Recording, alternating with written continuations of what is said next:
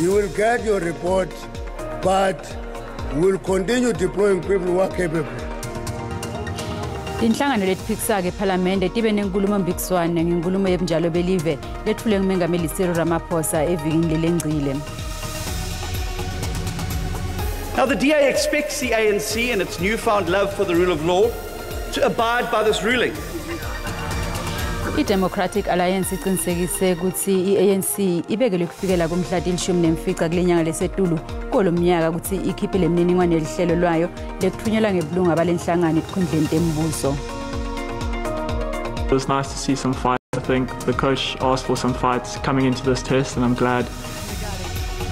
Iqembu lekhilikithi lakuleli lithumele kulandzela kulahlekela ngema-wickets lasithupha kumdlalo wekuqala wekuvana emandla neNew Zealand eSadden Park eHamilton.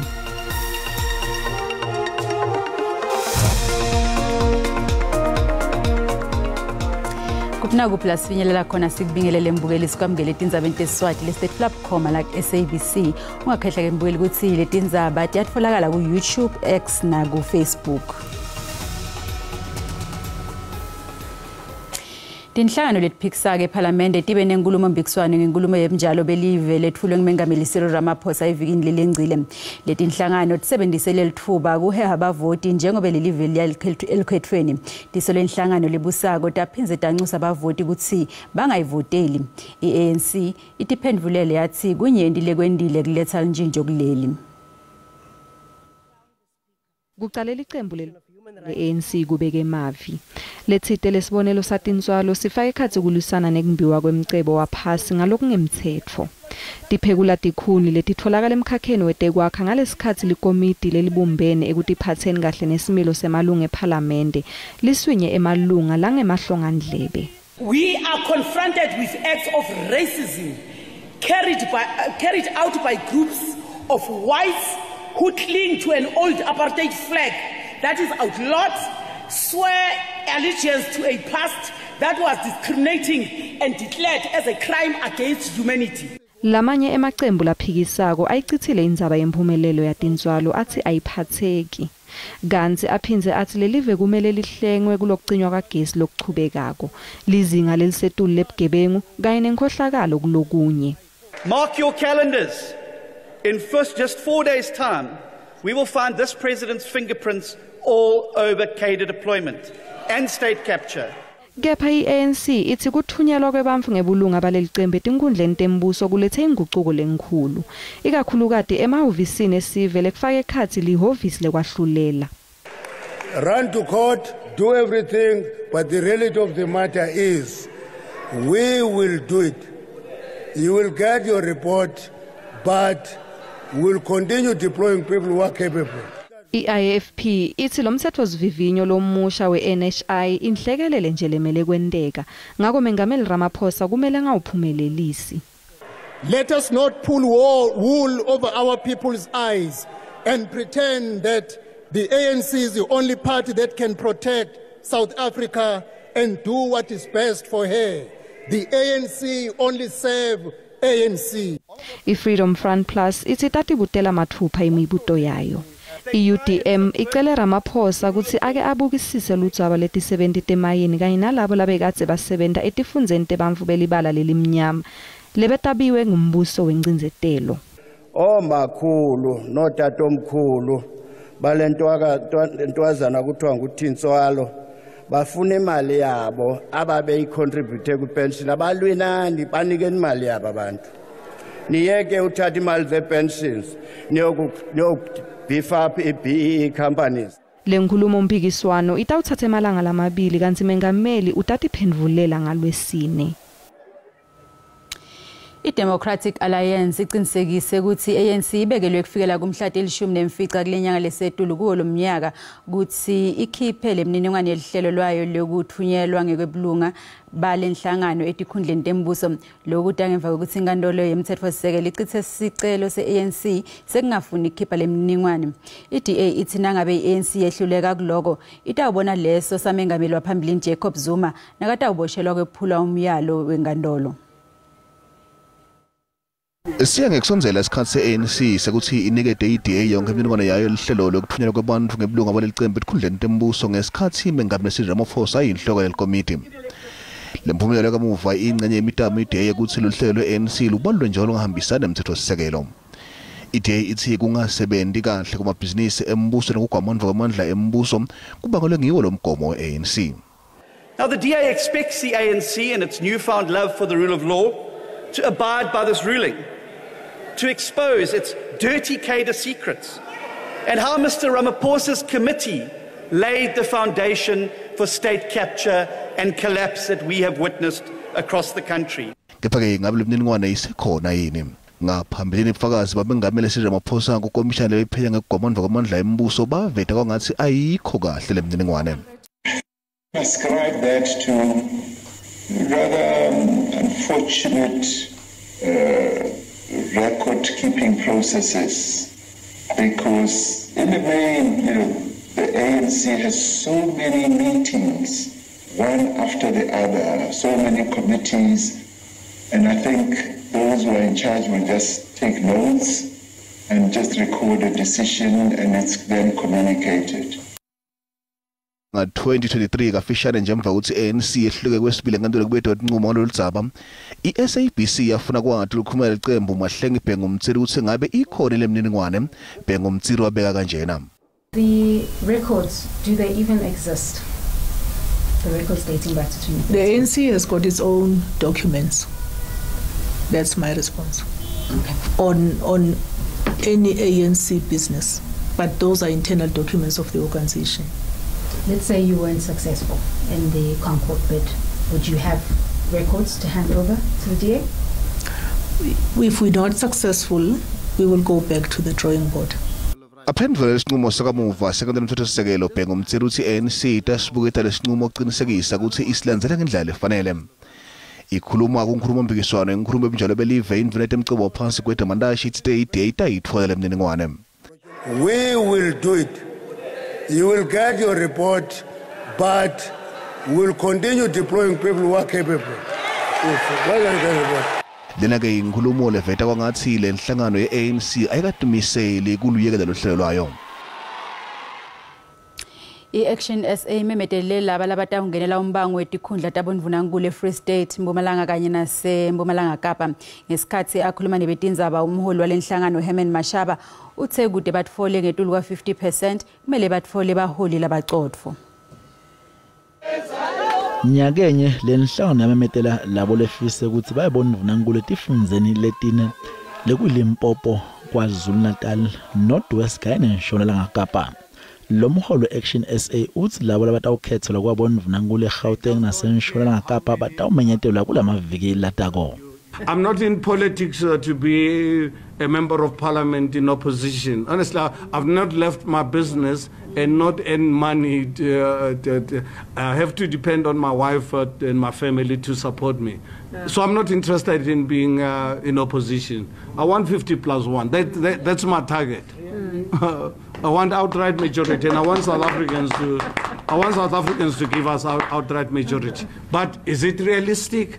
I think one has to really be honest. It is for that reason Action SA has committed to the multi-party charter. In the event we don't get outright majority, I think for us as Action SA, we are unapologetic. The multi-party charter, it's an insurance that we buy in case we don't get outright majority. Mashaba umemetele kuti Thoko Mashiyane utawumela sifundza seMpumalanga. Patricia Kopane amele Free State kanzi lona beyangisodolobha we-DA kumasipala omkhulu Nelson Mandela Bay Altol Trolley utawumela eMpumalanga Kapa. Umsolo wesibili ecaleni lekubulawa kaSenzo Meyiwa Bongani Ntanzi umile emavini akhe lathi waphocelelwa ukuthi ahlikihle istatement esekuvuma licala lokuthi angemva ukuthi umbuso umphinzilide ngemibuto ngekuthi yini le amenda wahlikihla kulomculi kanzi uthi kude lokumhlanganisa nawo lelicala licukethwe ngilelinye kanzi lihlose ukuthi kuqinisekiswe ukuthi letinsolo tekuvuma licala letibukene naNtanzi nemsolo wecala Moses Biya dingemkelwa inkantolo nobecha. Nawa ngisho namanye inkosi enkantolo tokwami signature la okwami ngenkani ngeforce ube ngeforce ukuthi angisayinela kube mina engangiforce inkosi enkantolo namanje ngiyasho phambi kwawo ngangeke ngisayinele lento. See you shoot, what else was done to you? uthe ufakwe uplastic wachubiwa yini enye into ebakwenze yona Kosenkantolo ngathi mangifaka uplastic la bengibambe ngapha ngizama ukuphunyuka ngede bayangibamba straight bangipressa so ingakho nje ngaqala mangingena lapha eboxing ngitshela inkosenkantolo lento eyenzeka kimi angimfisele omunye umuntu ibhlungu manje enhlizweni yami ingakho nje ngakhipha ngamagama ukuthi uNkulunkulu ababusise ukuzwile umshushi was happening in the presence of Colonel konke lokho kwenzakele uKolonel Raphadu ekhona ukhona ngithi iphoyisa elikhulu ngizothini mina ukhona angithi bebemasobene babugininde bethi namanje awufuni siyakuyeka bekubulala mangithi ke okay lethani ngisayini uyanginika ngiyasayina ngizothini mina nkosenkantolo kuletinye nasibuye titolo batheleke ngetingane bafunzi banelithemba lekugcwalisa tinyawo emagcekeni enyuvesi eMbombela balinze kubhaliswa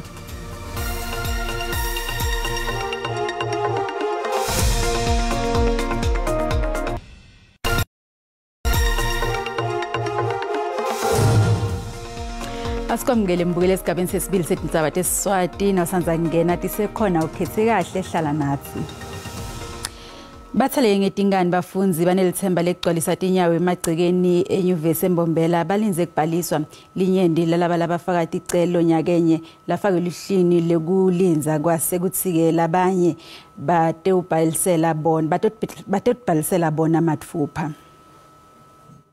Ti-student leti langatelela kuthola tikhala tekufundza noma kunjalo tintfo tisingakacaci kahle kepha tisahlele ethembeni lokubambeleleka kubangwa tinhlelo tekwamukelwa kweticelo teti-student letibekwe ngule nyuvesi labantwana labaningi labatela uthola ukuthi bebathole ukuthi ama-outcome wabo ngoba wonke umntwana now apply right on the spot uma ngabe u-rejected iyakukhombisa ku-student portal uma ngabe ithi program full uyakubona ku student portal uma ngabe kuthi u-rejected uyakubona ku student portal most of my programs langana decision ngilawa bebawa edanyalo ngoJanuary as a third option Ngeminyaka wa-2023 le nyuvesi yatfola ticelo tekufundza letingetulu kwa 200,000 ngekwehlukana kwetinkambo kepha ikhona kuthatsa ti-student letingu 3,400 lokwashiya linyendi likhatsatekile. The problem stems from there was an error for admission. Everyone was admitted mistakenly. We all received those emails. Umfana bekahlala nogogo so umntwana lo ufunza lohlala kagogo akasiko used to these things of online registration, and then when the results came, this when they started running around, so I'm here to help him out. Ngetulu kwaloko bemthetho kulesifundza bente libito lokuthi ti-student tihlale ticaphile njengoba titsenjiswa tindzawo tekuhlala kanye nemakolishi langekho emtsetfweni. Akusewo wonke machawe labonga ngemichele lamanye ahamba ngetitududu asinzisa timpilo tebantfwana. Dr. Andre Hetting uhamba ngesitududu etindzaweni letahlukene kuleli ngemtamo yekwenda imali yekusita abantfwana labagulako. Dr. Bantwana Andre Hetting utawuhamba tindzawo letinyendi kuleli ngesitududu emalanga la-21 lekulihambo lelibalelwa kumakhilomitha latinkulungwane letisikhombisa kanti inhloso yalolu hambo kucokelela imali yekusita abantfwana labagulako emaphandleni. There's an enormous demand for medical treatments and surgeries. A lot of our children do live in very, very rural areas. They don't have access to appropriate hospitals. Now it's easy for us, if you live in a rural area, to say, man, I'm gonna transfer you to Johannesburg Hospital. A hospital in Johannesburg. It's impossible. The parents do not have the money to go there, and if the parents do get there, where exactly are they going to stay? Right for a Child luhlelo lwasungulwa ePediatric Care Africa lokuhlose ngalokusita abantwana labagulako. Dr. Hetting uthi kumba iqolo ukuhlinzwa kwabantwana ngawe-ke ufuna ukusita. We need to raise at least R500,000 rand, really, because we really need. Our average cost for surgery is 59,000 rand, but if you go to the bigger surgeries, as soon as you open the torso of a child, we're talking about 800,000, 900,000 rand. So these surgeries are very, very expensive. So the minimum we're hoping for this massive effort is R500,000 rand. Ukhona nabeli batawuba ingcenye lolu hambo la Dr. Hetting. We must remember that children is our future. Their health is very, very important to us. And there's many children that does not have access to even basic health services. And pediatric care does that. Namaqhawe atawulifeza leli phupho.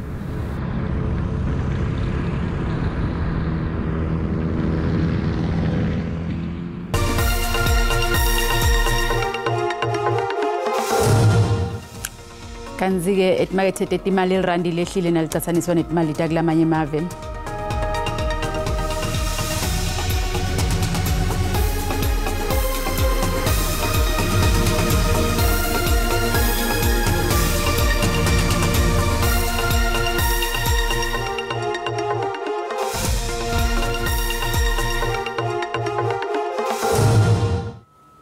Kutemidlalo licembu lecricket lakuleli livumele kulandzela kulahlekelwa ngema-wickets lasithupha kumdlalo wekucala wekuvana emandla ne-New Zealand e-Eden Park eHamilton. Nanobe-ke kunjalo leli cembu linelithemba lekuthi litawudlala ngcono kumdlalo wesibili kusasa.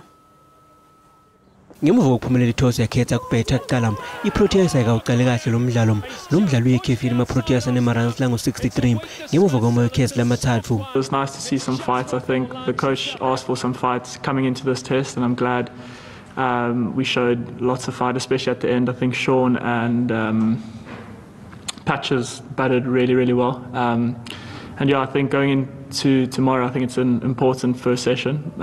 But yeah, we'll have to see how that plays out. Ravindra ushaya amawikhethi lamathathu kumarans lango-33 kanti amaProteas anelithemba lokuthi teSiswati kanye naVanberg batawuba nemidlalo lomuhle langeni lesibili. Thought he bowled well the whole day. And then going forward, I mean, obviously we're playing two spinners, so it's good to see that. But there's a lot of grass in it, so lots of the times that we play on green wickets, sometimes it turns on day one and then gets a bit flatter day two, day three. Lo mdlalo utawuqhubeka kusasa. Maiden test 50. Lamuhla mhlaba wonke ubungada lisule imsakade iwireless sivakashele ligolagolwa FM kubuka umsebenzi wabo laba wenda kule wireless ngetikhathi Tindzaba ku-Asambe Drive Show kazi-ke nasipho motha utasitshela kabandi-ke ngalethamba embili lamuhla kuleti phuma embiteni kulolo lihlelo iwireless ihlangana namabonakude. Ilikuwa FM kuna suku namuhla lisuku elikhulu kakhulu njengoba ke insuku tingu 13 ku February lokho kusho kona ukuthi ke i-World Radio Day 13 February 2024 la sisho kona sithi ke ngaphasi kwesitubulo lesithi Century Informing, Entertaining and Educating ngiso leso ke situbulo ke salomnyaka sayo i-World Radio Day.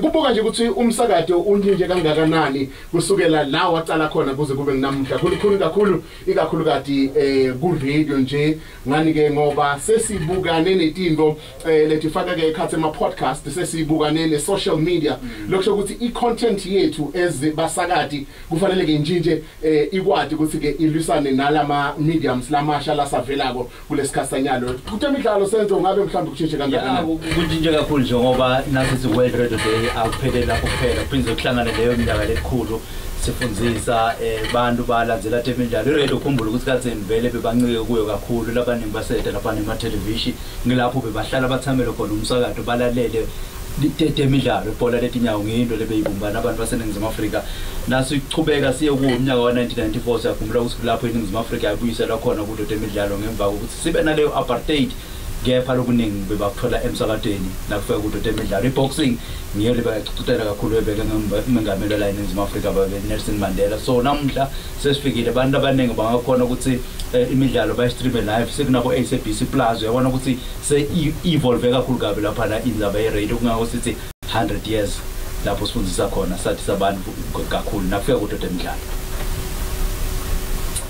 Ngilethwa ke lithi mnanzi kakhulu yadibonela ke nawe nangendlela sihleli ngakhona yonke into seyidigital futhi lokumnanzi nje uyachofote nje uchofote so lokusho bona ukuthi cha sikhule kakhulu yesenzo nangakubayela iminyaka ukuthi kunini ngilapha ekhaya ungangicela ukuthi ngiphume ngeligede ngiyalibaba emoto injalo le sehlabathini Tindzaba sesi kuphukele lilizinga le badali bethu basafani bathanda balaleli ukuthi bangagcine kuve emshakatweni kuphela ukuthi bekunembhikisho enzaweni letsite bafuna kubona lokho bekwendeka ngakho ke isikhathi esinyenti nje thina siyayidlala lendzaba bese kuthi kumabona khashane bese bayabona ukuthi lo bekusho ngimotha nabo sesiyabona bukhoma kungawusi neTindzaba ku SABC 1 teSiswati ngabo lesibili ngabo lesine kusela nga 5:30 kuze kube 6 lo ngeta umlaleli lelo thuba lokuthi la kuve ehlelweni liphuma imbiteni aphindze akubone kumabona khashane ekhathi kweTindzaba lesiphethe ke namuhle emlaleli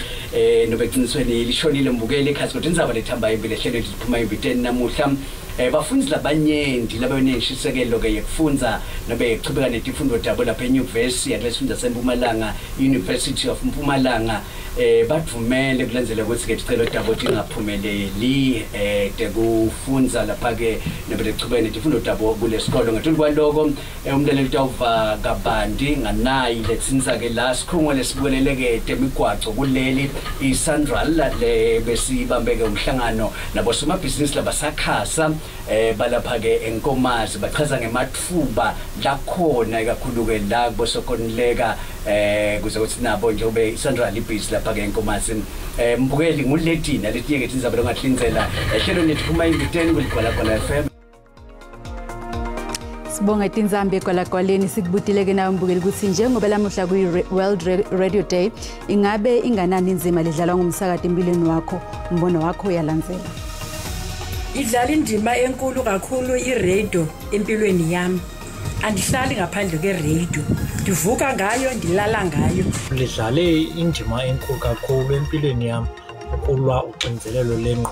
Uthi umsasazi ngoko ungamaziyo kodwa ngendlela sasazana athetha ngayo uzibone sowunwabile. Iradio umsasazi ibalekile kakhulu ngoba isiphathela indaba konke nje okwenzekayo apha elizweni jikelele ibhola.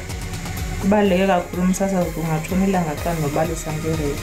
Happy World Radio Day. Mina umhathi nguthandela ukuthi usilethele indaba ngokunjalo bazo, uyasifundisa, uyasikhuthaza, uyasiyelelisa ngokwenzakalayo emphakathini.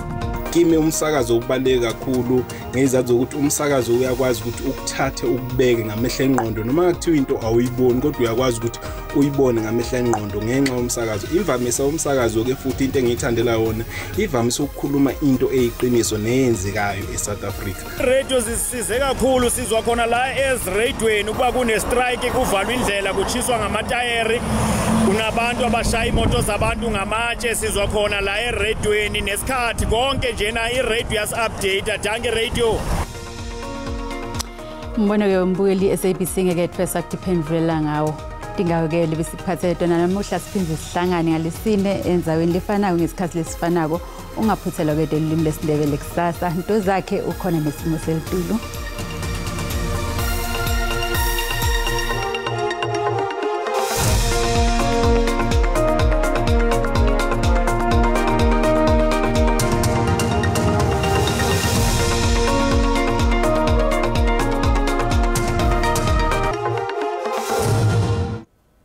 ngedela shona lingenatinzabatalo kanjalo ngedela shona lingenaso simo selitulo sibonga kakhulu kwektora kanzi ke masibuka sithombe sethu kusehla namuhla akhona lawo mathuba imvula lapha kuyekela 30% ukhuphuke yembungane lelive njengoba lapha kuyekela 30% kanzi ke likhombisa ikakhulu kade kubalela mawehla ke lawo yentshonalanga nelive kanzi ke masichubeka sibula ke langeni lakusasa asesekhona lawo mathuba emvula ukhuphuke njalo uyofika ngaleke esifundzeni ilimpopo ngalomhle kanzi ke netibhathu tenkungu ngalomhle dibonakala sesekhona kanzi ke ukhona ke nalomoya lobonakala ungena ke la ekhatsini nelive ikakhulu kade langeni lakusasa kanzi ke uma sichubeka sikubukela ke la sixoyiso lesivela kubaka South African Weather Service ekhombisa la kushisa ngalokweqile kule ndzawo letifaka phakathi ke la sifunza eEastern Cape lesifunza ke la eNorthwest bantu ke bacaphele kakhulu kule ndzawo leto ke ngendlela basebenzisa ngakhona ke umlilo kanzi ke masichubeka sibukela ke la emazinga ekushisa kusingabe ke menjani langeni lakusasa masibuka ke la sifunza eGauteng mabuka ke kuPretoria kuyashisa kule ndzawo leto njengoba lapha kuye ke la 34 32 ngaleke eJohannesburg kanzi ke Carletonville ehleli lapha kuye ke la 33 masichubeka sibukela ke la sifunza eLimpopo ndzawo letifana nabo Musina kuyashisa kule ndzawo leto njengoba lapha ku 34 nangale kuboliphalale Thabazimbi hleli lapha kuye ke la 35 eBekasfort hleli lapha kuye ke la 33 masichubeka sikubukela ke la eMpumalanga ndzawo letifana nabo Skukuza kuyashisa kule ndzawo leto mabuka ke la Bolaydenburg iMihlibek hleli lapha ku 30 kanzi ke Malahleni lapha ku 32 kanzi ke eMbombela khombisa ke kufuthumala ngwala lomuhle njengoba lapha kuye ke la 29 sifunza KwaZulu Natal mabuka ndzawo lefana nabo Lady Smith liyashisa likhipha umkhovetsheni lihleli ku 34 kanzi ke uLundi hleli lapha kuye ke la 32 nangale ku Vryheid eKokstad hleli lapha kuye la 29 lokusho ukuthi kufuthumela kule ndzawo leto kanzi sifunza Eastern Cape ndzawo lefana nabo Maletswayo lishisa likhipha umkhovetsheni nangale ku Komani njengoba lapha ku 36 Craydog Halfrenet hleli lapha kuye ke la 35 kanzi ke likhombisa kufuthumala eCebeka njengoba lapha kuye ke la 26 esifunzeni Western Cape kuyashisa eFredendal nangale buhleni Labs njengoba lapha kuye ke la 32 36 ngaleke la eBeaufort West kanzi ke mabuka uGeorge likhombisa ke kufuthumala njengoba lapha ku 26 eNorthern Cape Uppington lishisa likhipha umkhovetsheni hleli lapha ku 40 kanzi ke mabuka Bodi hleli lapha kuye ke la 37 kanzi ke mabuka ikakhulu kade nabo Kimberley hleli lapha kuye ke la 29 kwalelo muhle ngenxa yesikhathi ngidawusatha ke ngibeke khona la angisho ukuthi kini busuku abube ngilobuhle